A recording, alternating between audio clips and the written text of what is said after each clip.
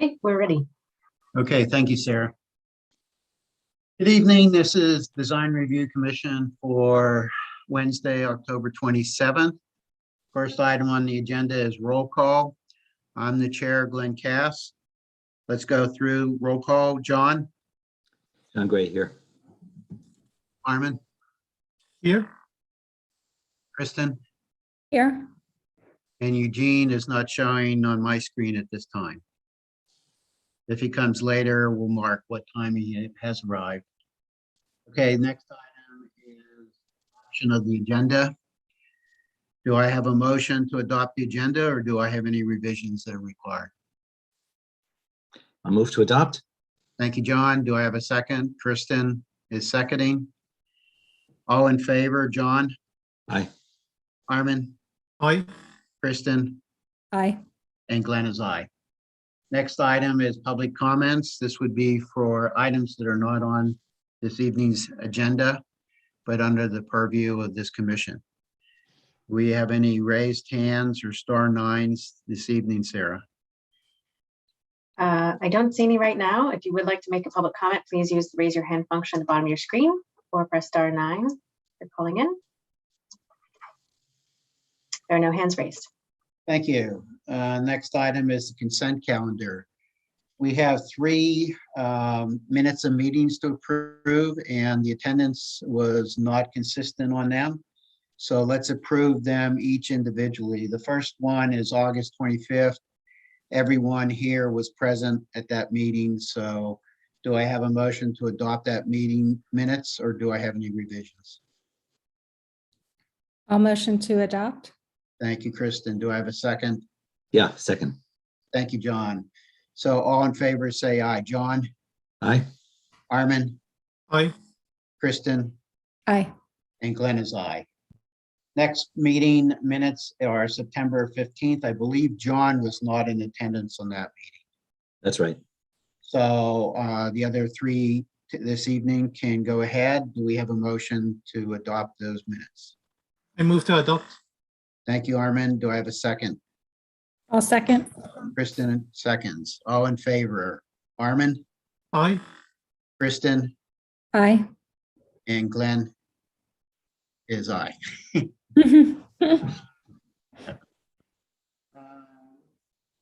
Third one, I think it was, yes, it was Armin, John, and I. So Kristen and Eugene were not present. Do I have a motion to adopt those minutes? Yes, I'll move to This would be approve. for September 29th. So moved. Okay, seconded. I second it. Thank you, Armin. All in favor, John, Aye. Armin, Aye. and Glenn is aye. Next item, that we have no study sessions. We have no continuing public meetings. We have a new public hearing this evening. Nancy will be presenting for staff. This is a project that we have seen as a joint meeting with the Planning Commission and Design Review. This is for Miramar, the property at the corner of First Street and Mount Diablo Boulevard. Yeah, Glenn, yes, and I'll need to recuse myself from this one. I have a business relationship with John Muir Health, so I should not participate. okay. Thank you. And we So- still have a quorum. So Okay. Sarah, do you want to take me off as a panelist for the moment?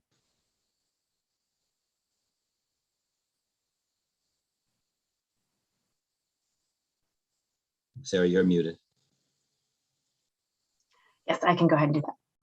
Thank you. Thank you, John. Okay, Nancy, you want to do your short presentation? Sure. Good evening, Commissioners. The item before you is DR 2519CC, an application for a change of conditions to the entitled project at 3470 and 3462 Mount Diablo Boulevard near the intersection of Mount Diablo and First Street. Final action was taken by City Council on January 25th of this year to demolish the existing office development known as Corporate Terrace and construct a mixed-use development with residential units and a commercial office. The project sponsor is currently seeking to revise the commercial portion of Lot 3, shown here, to accommodate a single tenant, John Muir Health. No changes are proposed to the residential portion of the project, the parking, or the overall site configuration. This is a summary of the project data showing a slight reduction in the commercial gross floor area and an increase in the impervious surfaces due to the footprint and massing modifications of the commercial building. These are the renderings comparing the previously approved and currently proposed project. The building is reduced from 3 stories to 2 stories on the western wing and 3 stories to 1 story on the eastern wing. Overall, the maximum height remains the same to accommodate for special medical ventilation required by the tenant. The building is sited in the same area with the site expansion in the footprint. You can see in the red line is the approved footprint.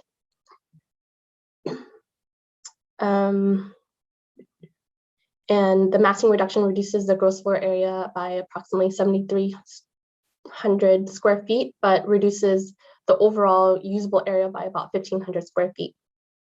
The massing reduction also enlarges the open space above and improves the visibility and access to the residential promenade level behind. The building architecture has been simplified and proposes more muted colors. Here are the previously approved color scheme and materials. And this is the proposed. Since publication of the staff report, staff hasn't received any public comment. Overall, the project complies with the downtown specific plan and is consistent with the downtown design guidelines.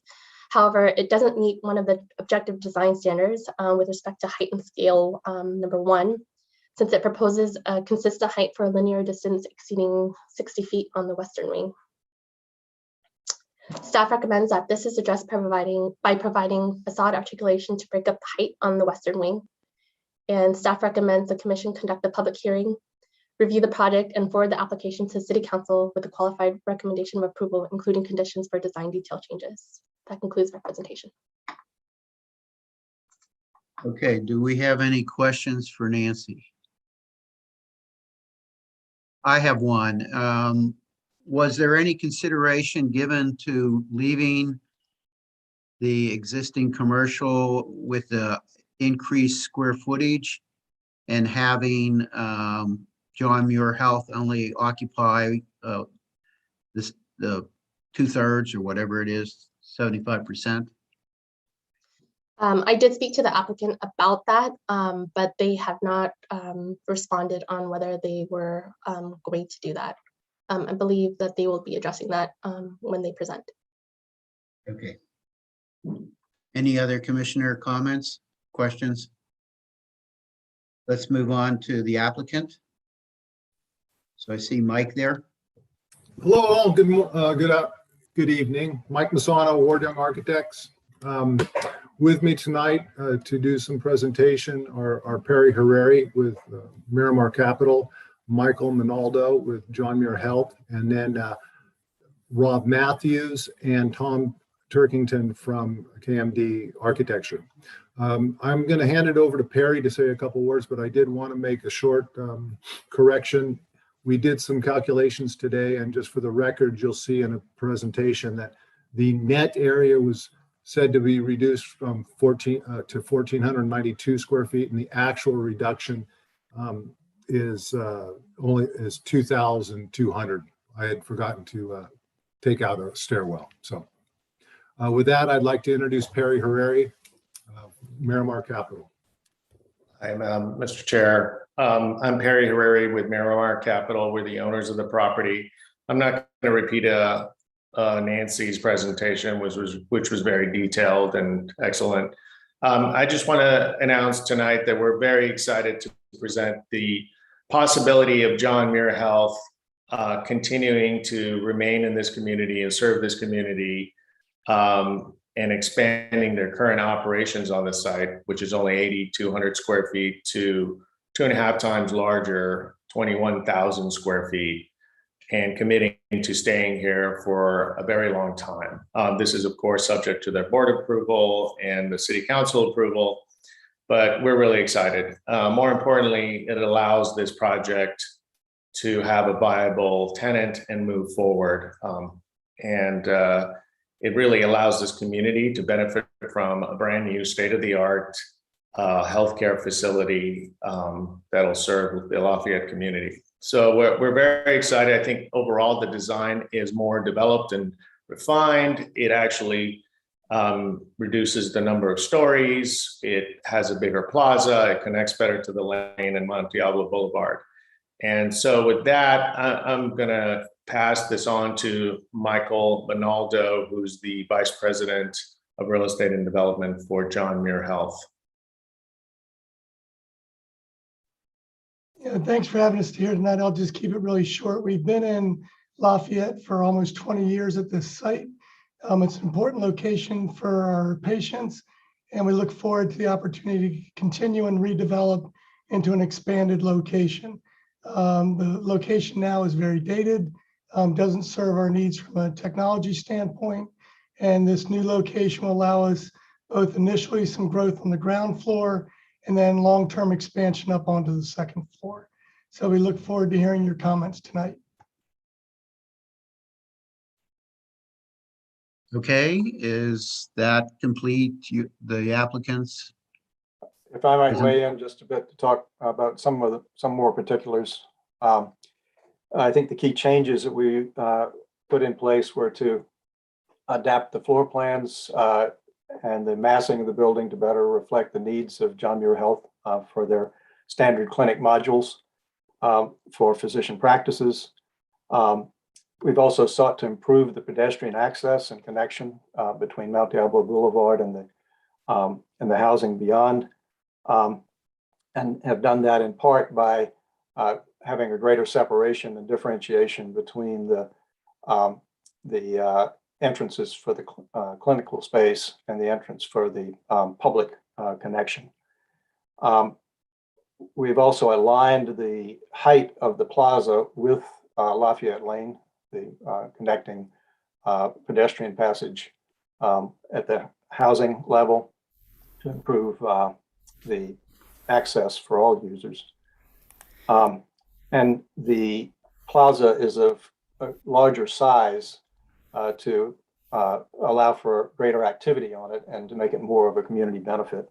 Excuse me, if I could be allowed, I'd like to share a couple of images while Rob speaks. I don't currently have the ability to share my screen. Thank you.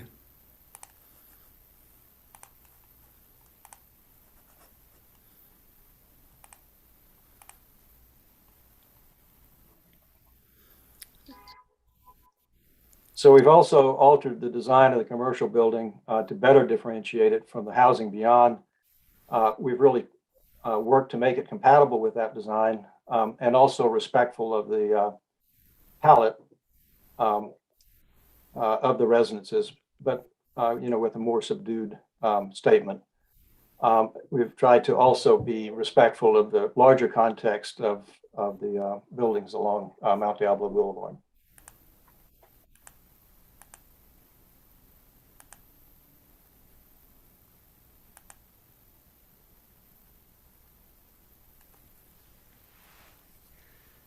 Here you can see the larger plaza with the activity zones.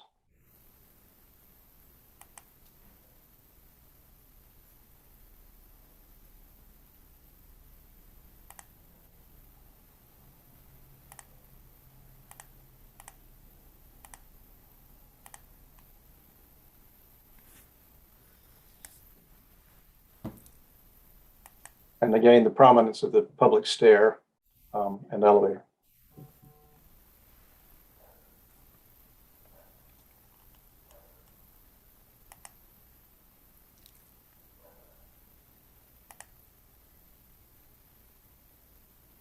This is a view back towards Mount Diablo and Diablo Boulevard.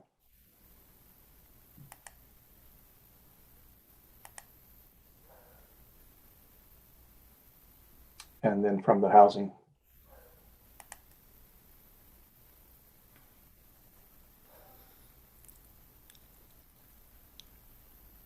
So I think that's basically it. We're happy to field questions. Okay, I have, going back to the original question I had for Nancy, is that there was a lot of community concern about the big drop in commercial by this change in use at this site.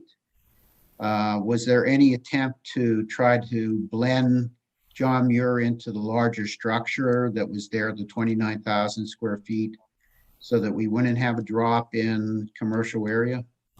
I'll let Mike Minaldo speak to that. Again, I just want to emphasize that really the net footage loss, leasable square footage loss is only 2,200 feet. This is a much more efficient, usable building, especially for their specific use. They really would rather be the only tenant there, and they have a certain module within which to operate efficiently. We did try. We certainly would have liked a larger building with John Muir as a tenant, but this really worked. And I'll let Michael answer that. And then just to point out, when we designed the original building, that was a very generic, speculative office building. We didn't have tenants in mind. We didn't know whether we were going to get tenants. And this has been a very fortuitous event for us. So we'll let John Muir speak to your question. Harry, I think we've turned you into a medical planner through all this process. He is right. We have some standard modules that we use in terms of how we size a project. We also did a lot of market research relative to our patient population and what we think we need to serve here. And to add on, adding more square footage would be something we couldn't use. And then ultimately, when we fill up the whole building, we'd much prefer not to have another tenant. It gets a little bit harder in terms of exiting and access off hours. And then we also were very sensitive about preserving that view from Lafayette Lane out to Mont Diablo. So there's a series of factors that came to the sizing, as has been mentioned a couple times, in terms of efficiency of the building, in terms of net square footage. That usable area is just about the same amount. I mean, off by a couple thousand square feet. Okay, and I have a second question. Is there any construction phasing that is going to bring this portion of the project online earlier, or are you married to the parking and it's going to be drawn out? That's correct. It's it's a shared parking structure, so that will have to be completed first, and then the medical office building will probably be done in advance of the residential or concurrently with the residential. It'll probably be done before that's done, but we certainly need the garage built first so that cars can park in there. Okay. Other commissioners, do we have questions? They're not all on my screen, so I'm not sure. Armin, Kristen, John's recused. So Armin or Kristen, any questions for the applicants? Okay. Let's open that up for public discussion then. If you would like to make a public comment on this item, please use the raise your hand function at the bottom of your screen or *9 if you're calling in.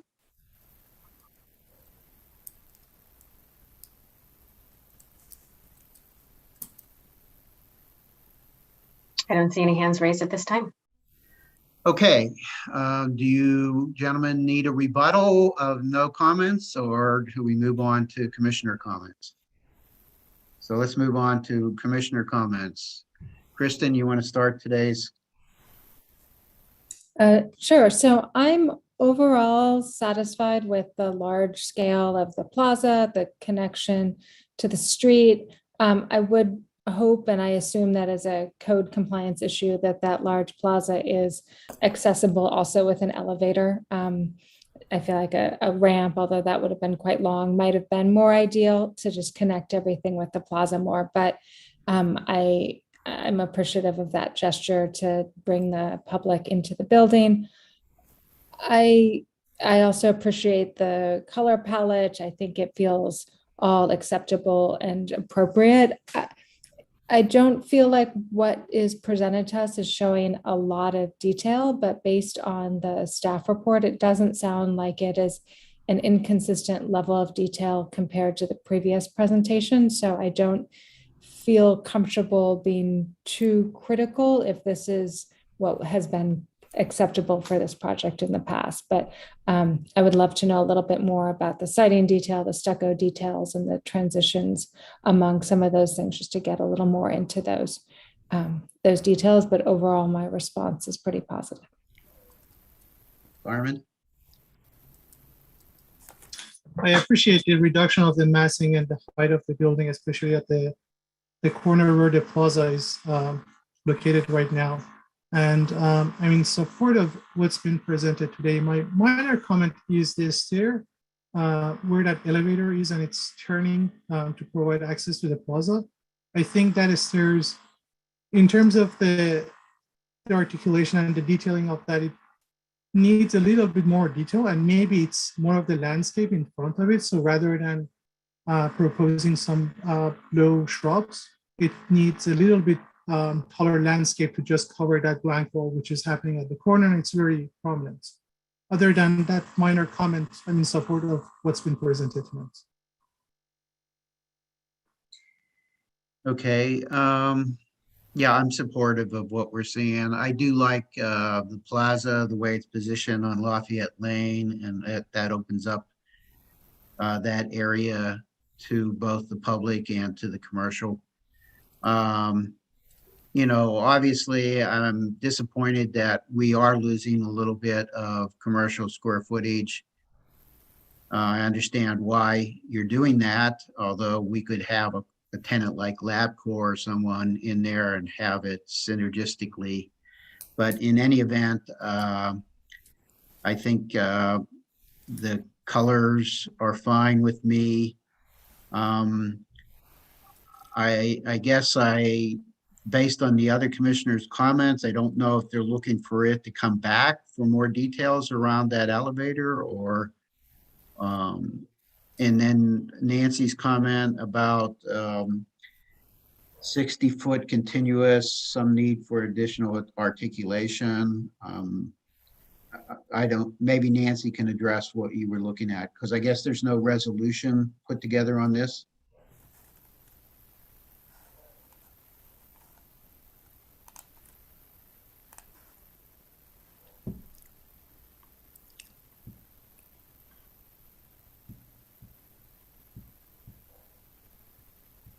So Nancy, are you putting together a resolution, or where do we stand on approval on this today?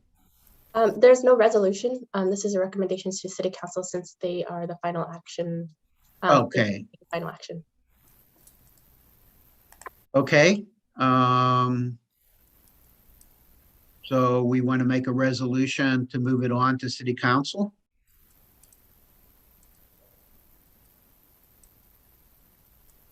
I'll make a resolution that the DRC proposes that this project move on to City Council for final review and approval.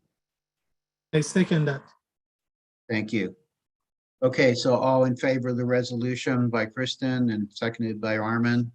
Kristen, Aye. Armin, Aye. and Glenn is an aye. Thank you, gentlemen. Good luck with City Council. You have a nice project.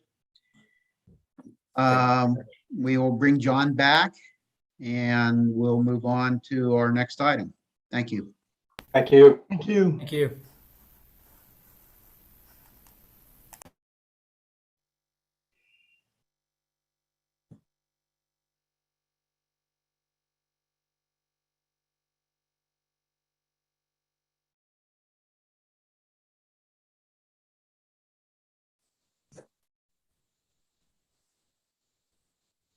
Okay, John is back. So our next item, I don't have my agenda in front of me anymore, is going to be on Victoria Court.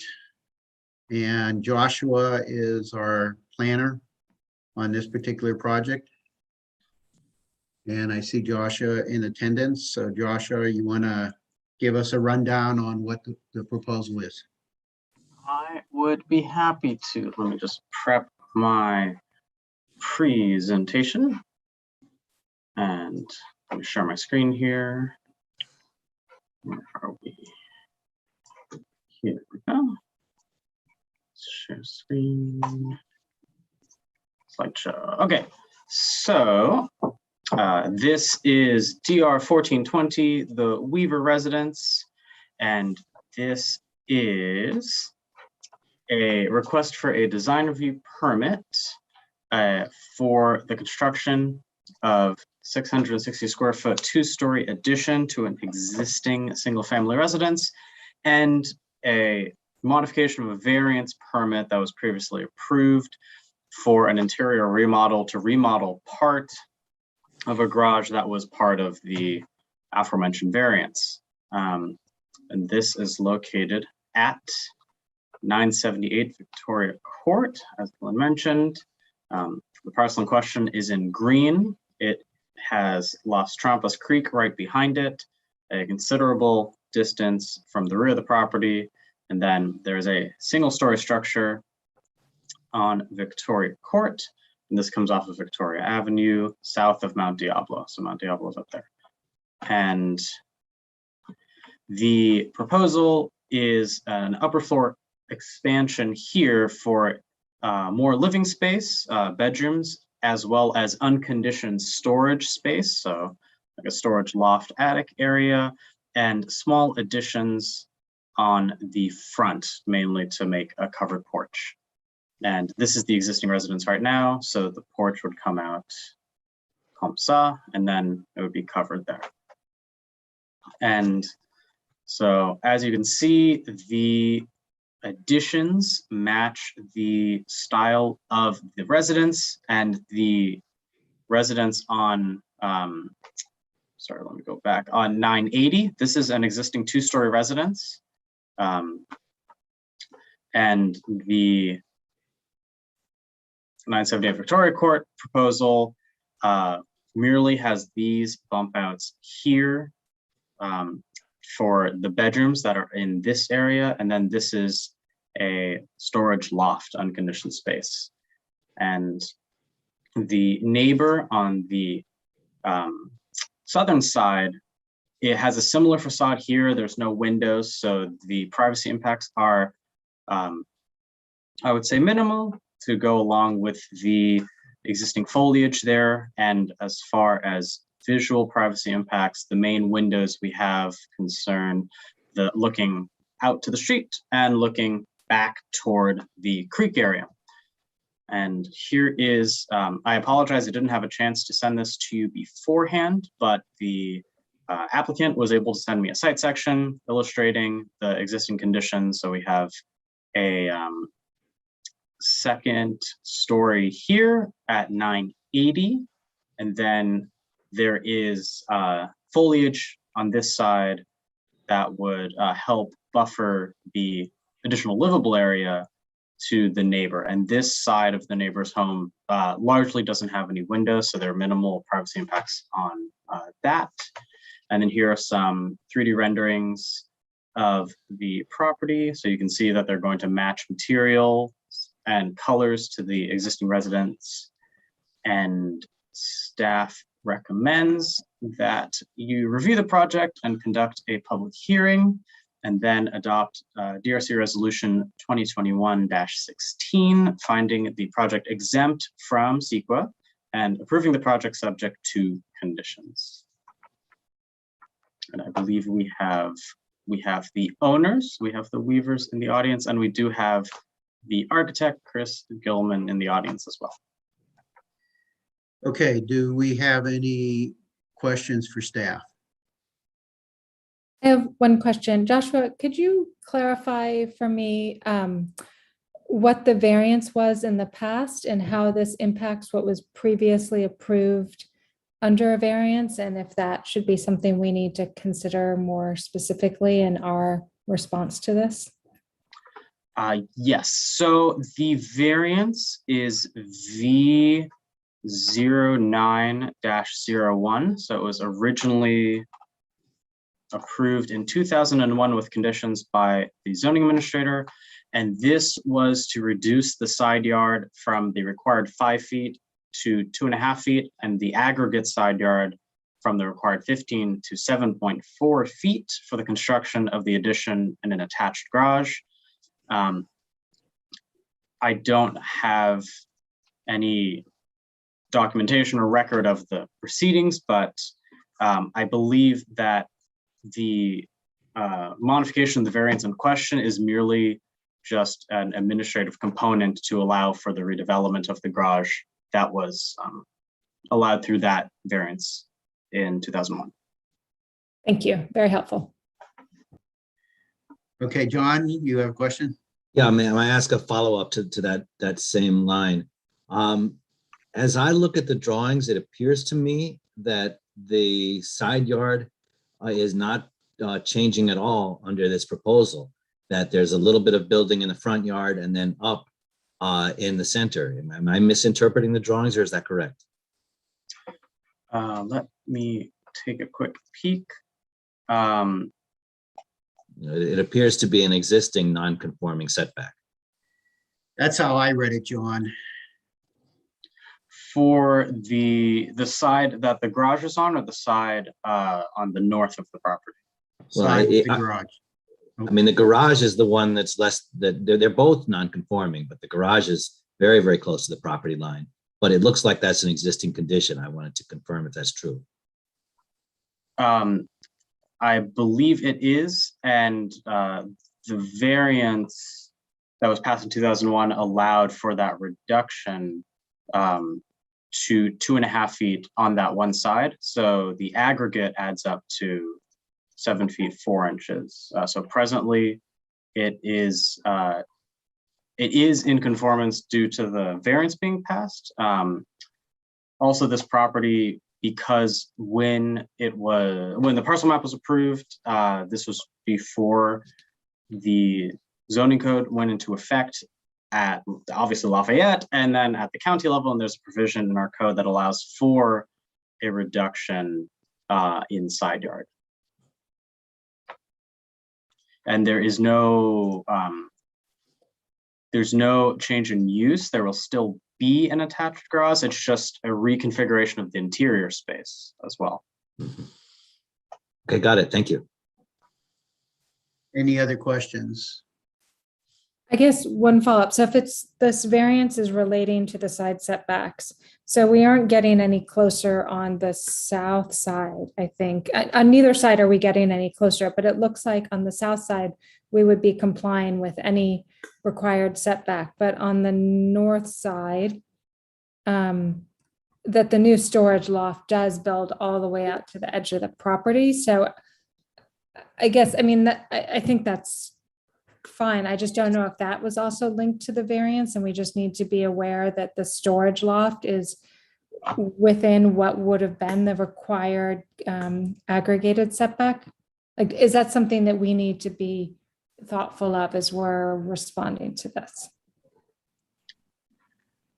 If I can tag on to that, the way I read the drawings, Kristen, I think that the new storage is actually held back a little bit from the edge of the existing wall, as I look at the But if you, drawings. on sheet 4, though, it looks like it goes all the way, like it looks like the north wall of the storage loft aligns with the north wall below.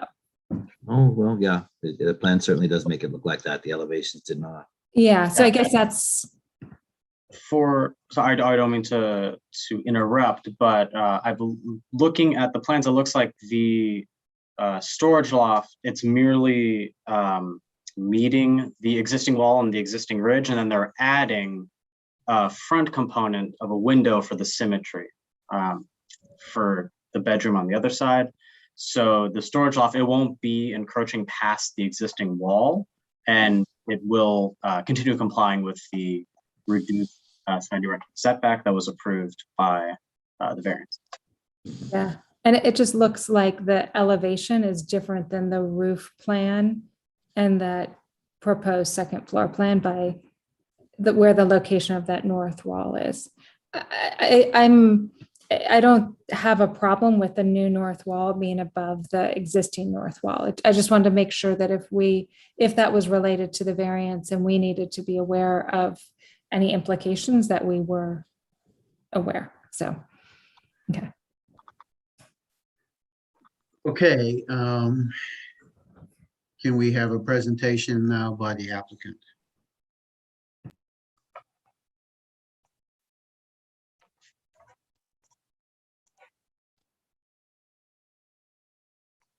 I think Chris, our architect, was going to talk.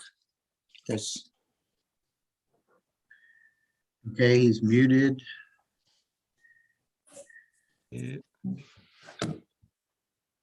Okay.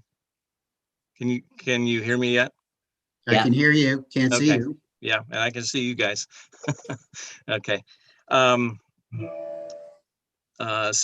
guys brought up several questions we were going to hit on anyway. The lot is only 65 feet wide, so it's very, very narrow.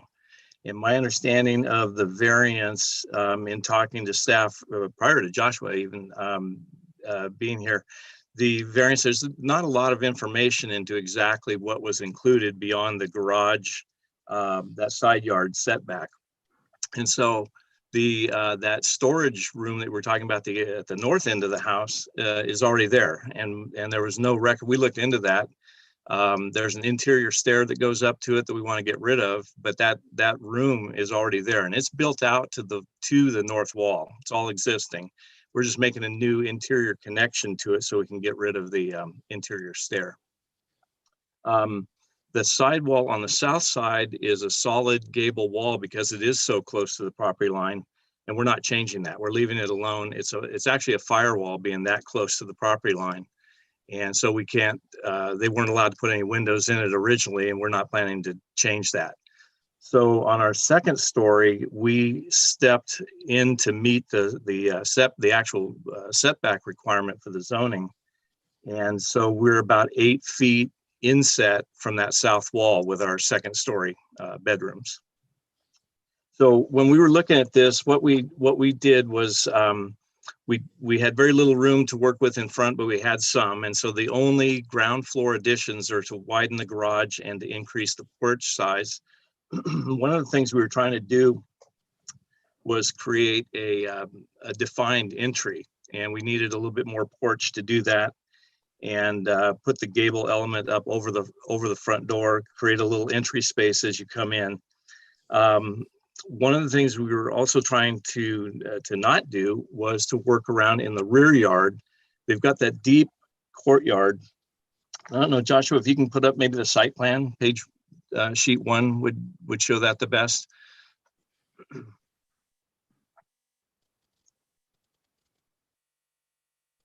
Thank you.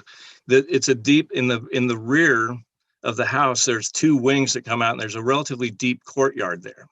So we didn't want to extend out into the backyard and create a longer, deeper courtyard, or have to cut hallways through existing rooms, that kind of thing. So we thought the 2-story addition gave us the best design because it had very little impact on the footprint of the house. One of the things we were trying to do was keep the height low, and we've got it at 21'9", which is relatively low for a 2-story. I think we balanced the roof forms. In fact, your question came up about that storage room on the north end. And Joshua, maybe sheet 6 would be the best one, the elevations. So on the top elevation, the front, the gable element there actually opens, it opens to that storage space. It's just attic storage up there, but that's the existing room. And that room actually goes wider than the gable. It goes out to that north wall already. And we've got a little jog in the ridge height that's actually related. If you go to the bottom elevation, the rear elevation there over on the right-hand side of it, you can see where our connection from the living space on the left to where the attic storage room is on the right, we stopped it short of that north exterior wall. So that's the little jog you're seeing in the ridge line from the front view as well as this back view. And we did that to kind of mimic the ridge line on the left side, which is the existing ridge line at that solid gable wall 2.5 feet from the south property line. So that's the intent.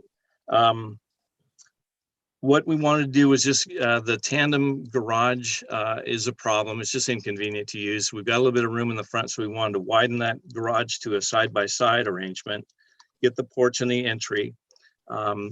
Joshua, on page 3, I think, is the downstairs floor plan that might be helpful.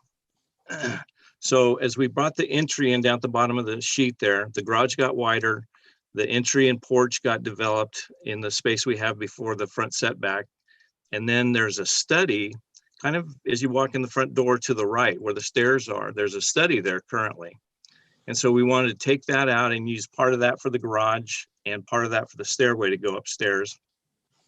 We also wanted to expand the kitchen, get the island in there, make a nice kitchen, and take part of that tandem garage and make the nook space and the laundry.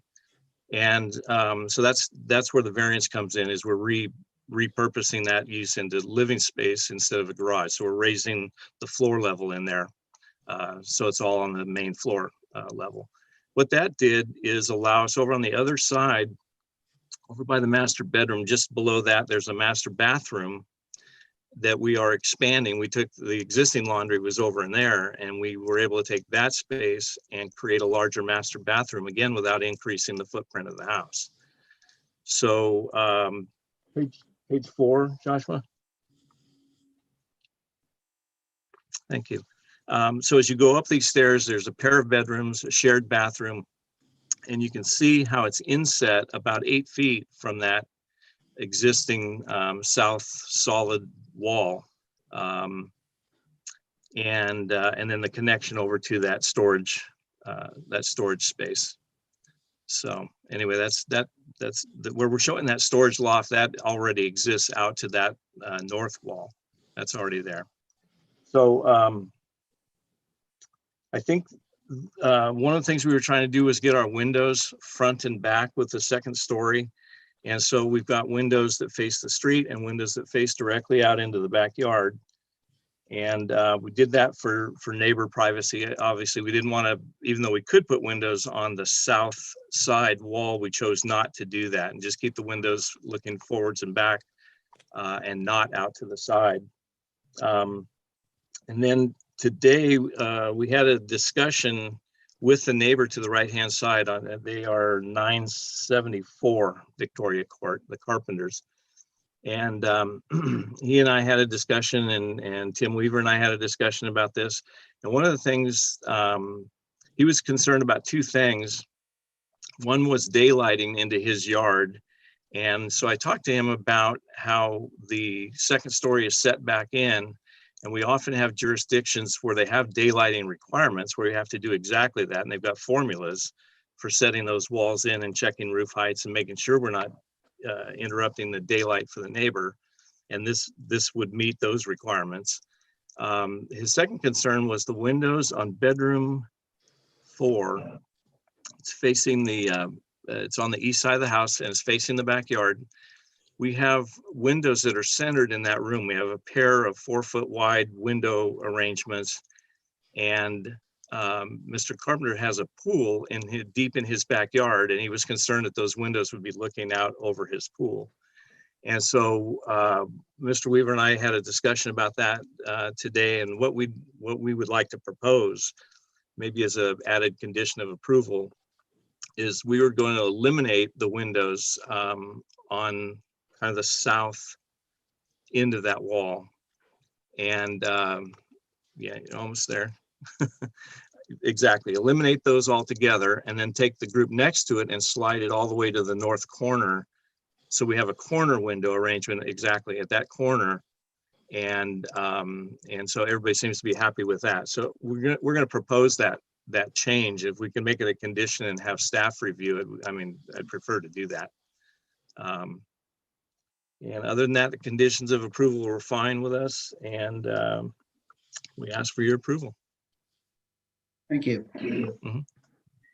Do I have any questions for the applicant from the commissioners? Okay, let's seek community comments besides the Carpenter's comments. Do we have anyone else that wishes to? There is no one in attendance, so I would assume that's a no. Okay, so we will not have a rebuttal if that's okay with the applicant, unless you want to rebut yourself, but commissioners, do we have a commissioner that wants to start the discussion? Armin, you look interested in starting. Sure. So in general, I'm in support of what's been proposed here. I don't have much of a privacy concern, and I appreciate the changes to the window location to address the neighbor's concern. So is that project 976 Victoria Court? You could just nod your head if that's right. The Carpenters, that's It could be. I thought he had said 974, but it's right directly to the south of this project. So yeah, in terms of the daylighting, since that's already in the south side, I'm also not concerned about the changes to affect any daylighting on that property. Because it might affect the building or the neighbor on the north side, but since it's already on the south, that's not a concern. And in terms of the privacy, so this is already a non-conforming existing setback situation, and it's already so close to the property line. I don't think there would be, that extension would affect what's already there. And there's not much changing to the massing of the building. So in general, I would approve what's been presented to me. Okay, who wants to go next? John? Sure, thank you. Well, first, Joshua, I would like to thank you for the addition of the sort of section street elevation. In my view, one of the most important things we do as a design review commission is look at the building in context, consider its contextual fit and its potential impact on neighbors. The drawing set that you submitted is a little light on that, but I feel that, at least personally, I'm reasonably convinced that you've managed all of that. But I would say for future reference, it would be very helpful for any projects to do a little better job at explaining how things fit in the surrounding. All those things said, I think this is a very nice low impact solution, kind of clever actually, of a way to accomplish everything you'd like to do and really manage the impact. There's minimal increase to footprint, and it's just really in the front yard by the entrance. I do believe that you've addressed the privacy concerns, and I think that the corner window in the upper bedroom that we talked about is a nice thing for you to do for your neighbor, and I don't think that it's really visible to the public at all beyond that. So I think you've done a nice job, and I'm supportive of the project. Kristen? I would echo everything both my fellow commissioners just said. I think that the strategies with the design are in keeping with the design standards. I think the massing is very efficient. I think that any of the conditions, such as the closeness to the property line, that could be a concern, are pre-existing conditions. And I think that the proposed design now minimizes that. So I agree that I would be in support of this project and approve it. Thank you. I visited the site on Monday, and I was quite honestly surprised. I thought maybe at first that this is going to be a problem with 2 stories because I'm more familiar with Victoria Avenue, but I did notice that there are quite a few, about 50% of the homes on the court are now 2-story. It's a nice design, squeezed a lot in there, made good use of the property without major changes in massing. Colors are okay for the existing. I have no problems. I will go ahead with any resolution to change that corner window on bedroom 4. So do we have a resolution to approve the project with those conditions, or? Is a draft part of the staff report? Yes, it should be in the packet, resolution Yeah. 2021-16. Mhm. And I'll add the window adjustment as a condition of approval. Okay.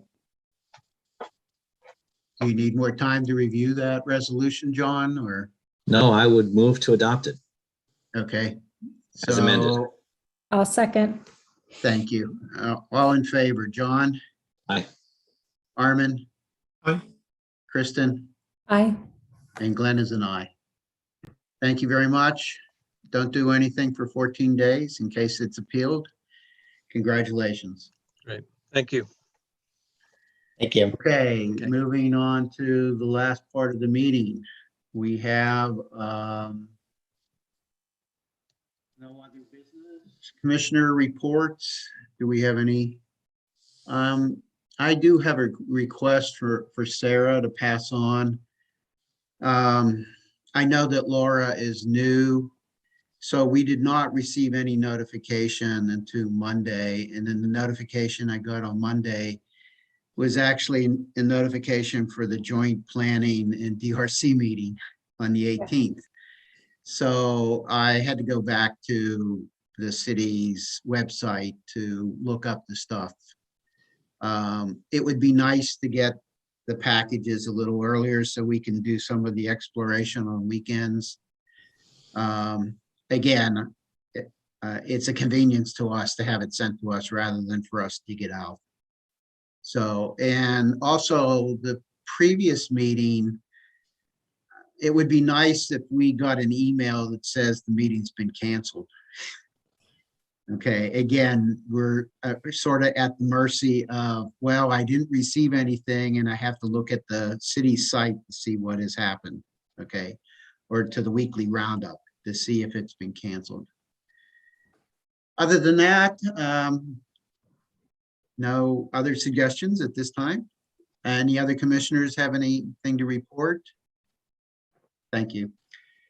Staff liaison report. Where do we stand, Sarah? So two things. One is, so a reminder that we are canceling the November 24th meeting as it's very close to the Thanksgiving holiday, and changing that to the December 1st meeting. I'll make sure that you get the proper notifications, but just wanted to put that out there. It is a Transportation Circulation Commission meeting that evening, so we won't be streaming live on YouTube, but we'll upload it later. And then the second thing is on Monday night, the City Council reviewed the SB 9 and SB 10 bills with the city attorney. And out of that meeting, the council decided that they would like to make a subcommittee of two city council members, 2 planning commissioners, and 2 design review commissioners in order to help develop objective standards as well as an implementing ordinance for SB 9. I think I sent an email indicating that presentation was going to happen. I'm not sure if you had a chance to look at it, but it is up on YouTube if you'd like to. And so what I would be seeking this evening is 2 volunteers to participate in that subcommittee. I think that it will be probably a short, intense commitment. So probably weekly meetings for 4 to 6 weeks coming up pretty shortly. Okay, I will volunteer. I would as well. So Kristen, do we need to thumb wrestle for it? No, you can have it. I'm so busy through the end of Okay. December. It's all yours. Or actually through the beginning of December. But I was afraid I cut you off there. no. It's all yours. I was worried that I was feeling guilty that I wasn't volunteering. But Excellent. Thank you very much. I have a question for you, Sarah. When do we nominate the new chair? Is that December 1st or around that time? Yes, in December, at the December meeting, we would do that, and then they would take over in January. So we'll agendize it. So be thinking if you would like to nominate or be nominated for vice chair in the coming year. Okay, and anything else? I think that's it. Okay, we adjourn the meeting. Thank you for your attendance. We will see you early in November. Thank you. Do we need an ARC volunteer? Oh, I'm available. Yeah. You're right. Thank you, Josh. Is there an ARC meeting this week or? I believe that there is, but I will confirm with Jonathan. But Yeah, if- just, I can volunteer, but can they let me know, reconfirm that it is or it isn't? Because otherwise I have something that I need to do. And I can do it if it's at 9. It's easier for me to do it at 9 than 9:30. So, Okay, I'm available though. okay. Excellent. Okay, thank you. Thank you Thanks, all. everyone. Have a good night. Okay, Good night.